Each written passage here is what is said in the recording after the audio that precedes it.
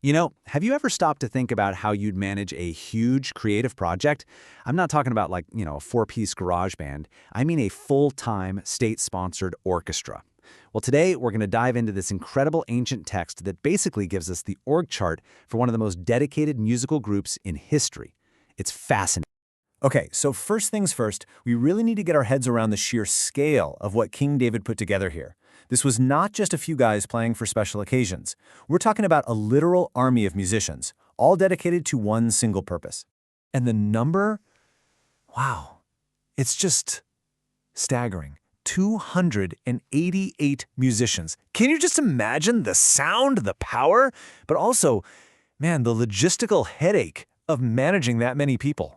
And here's the thing you've got to remember. These weren't just some random people who could play an instrument. Oh no, the text is super clear about this. They were trained and skilled. We're talking about the best of the best, the top talent in the entire country. This was basically the premier national orchestra of its time. So that leads us right to the big question, right? How in the world do you organize a group that big? I mean, think about it. Scheduling, making sure nobody gets burned out, keeping the quality high day after day after day. The solution they came up with is, honestly, a total masterclass in management. So, how'd they do it? Well, like any solid organization, it all started at the top, with leadership. The whole thing, this entire musical army, was built around just three guys. Okay, so check this out. The three leaders were Asaph, Jeduthun, and Heman. But get this, they weren't just, conductors. Their roles were actually prophetic. And then you have Heman. This guy was not only the king's seer, but he had, count 'em, 14 sons serving with him. Can you imagine? That is some next-level family commitment right there. And what did they play? Well, the core sound, the heart of this orchestra, came from harps, lyres, and cymbals. These weren't just random instruments. They were picked specifically to create this sound of praise that would just fill the entire temple. Now this is where it gets really cool.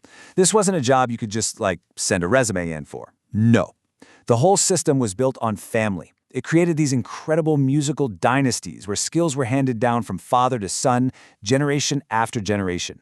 There's actually a line from 1 Chronicles that just nails this idea perfectly. It says, "All these men were under the supervision of their father."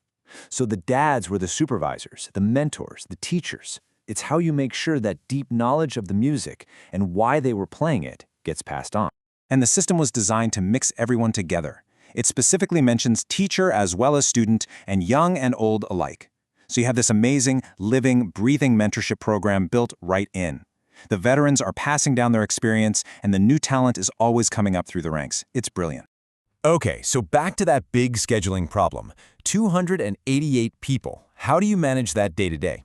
Well, this is where the pure genius of the whole setup really shines. They came up with this perfectly balanced rotation system, 24 divisions. So how did they decide who did what and when? They used a method called casting lots. And this was so important. It made the whole process completely impartial. There's no room for favoritism, no politics. Nope. Everyone's duty was basically seen as being divinely appointed. And here's where the math just clicks into place so perfectly. You take the sons of those three leaders, right? They get organized into 24 groups. Then they cast the lots, and boom, each of those 24 leaders gets a group of 12 musicians, made up of themselves, their sons, and their relatives. 24 divisions, 12 people each. It's just so clean.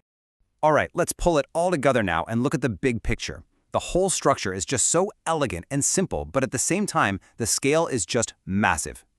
So let's do the final tally. You ready? It all starts at the very top with 3 master musicians. From those 3, you get 24 different divisions, each one led by one of their sons.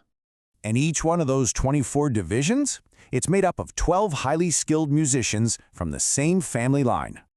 So, what's 24 times 12? You got it, 288. A perfect, self-sustaining system for non-stop music. It brings us right back, full circle, to that huge number we started with. Which really just leaves you with one big question, doesn't it? This whole thing, it wasn't just a jam session. It was a massive feat of administration, of logistics, of human resources.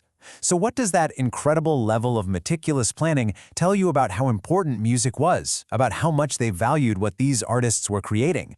Really makes you think.